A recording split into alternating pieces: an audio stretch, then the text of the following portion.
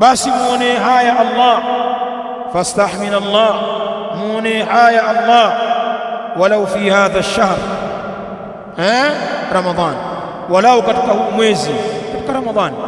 Basi wewe ni muovu usiyejali, basi hata Ramadhani wako waovu wakubwa, ikiingia Ramadhani wanasema huu ni mwezi wa toba bwana, wakaacha maovu yao.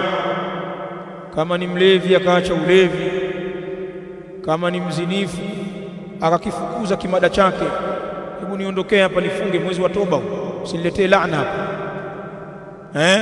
Hata futari yake hali ilikuwa haswali kwa muona msikitini. Wako watu wanabadilika kwa ili heshima ya Ramadhani na zile fadhila zilizoko ndani ya Ramadhani. Anasikia aibu kwamba Ramadhani impite, ni kijana wa Kiislamu au msichana wa Kiislamu bado yupo katikati ya maovu.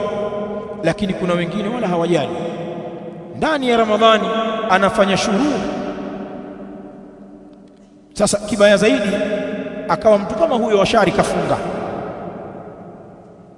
Maana kuna mwingine kwa vile alivyo anaona kufunga pia sifungi, wako na mimi bwana bado, kwanza mimi nitamdanganya Allah bwana.